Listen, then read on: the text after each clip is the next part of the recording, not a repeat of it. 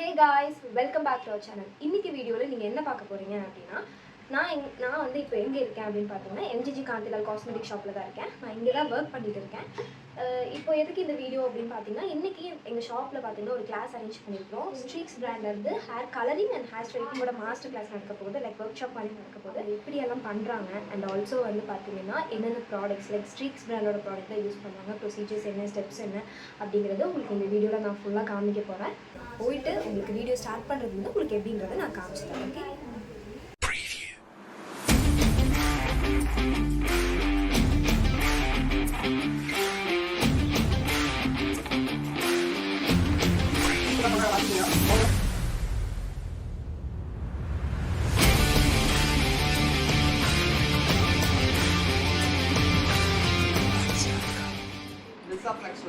Fibre plus.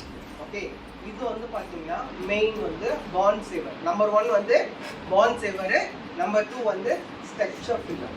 Okay, இது வந்து stand alone ட்ரீட்மெண்ட்டாகவும் use பண்ணலாம், ஆட் ஆன் சர்வீஸாகவும் யூஸ் பண்ணலாம். ப்ரெக்னெண்ட்டாக பண்ணக்கூடாது அண்ட் ப்ராடக்ட் அலர்ஜி, புதுசாக ஏதாவது ப்ராடக்ட் யூஸ் பண்ணி அலர்ஜிக் மாதிரி வரல அந்த மாதிரி ஏதாவது பண்ணக்கூடாது.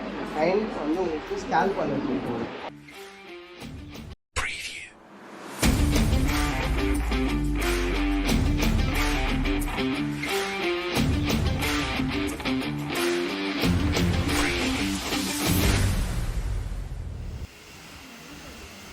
நாசல் நான் போடல பாருங்க, நாசல் போடல.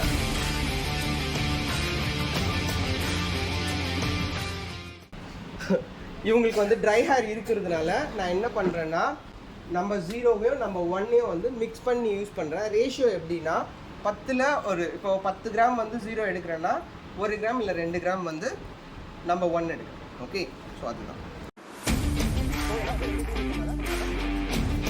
½ an inch away from the root. See, only one time comb பண்ணா மட்டும் போதும்.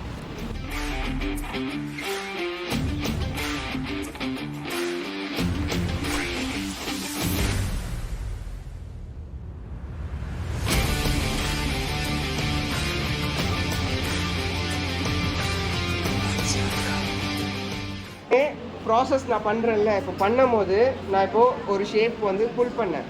இப்போ அது பார்த்தீங்கன்னா நான் புல் பண்ணதுக்கு அந்த கேப்க்கு அப்படியே நிற்கிது. ஸோ இதே நான் புல் பண்ணி இப்படி விடும்போது அது பழைய ஷேப்புக்கு வந்துருச்சுன்னா அண்டர் ப்ராசஸில் இருக்குது. ஸோ பழைய ஷேப்புக்கு வராமல் இந்த மாதிரி ஸ்ட்ரிங்க் ஆகுது அப்படின்னா ப்ராசஸ் ஆகிடுச்சு, வி கேன் வாஷ். எல்லா பக்கமும் செக் பண்ணணும். Wash. A few moments later.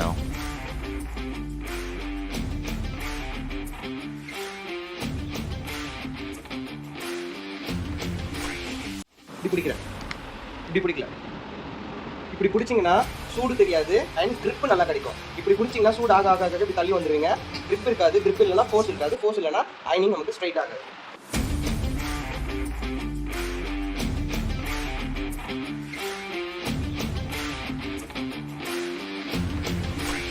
நியூட்ரலைசருக்கு 100 கிராமுக்கு 5 ml.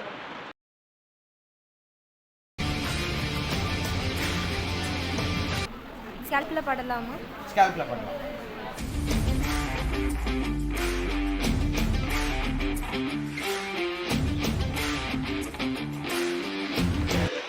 பிளாஸ்ட் ட்ரைல அதோட ரிசல்ட் பாருங்க.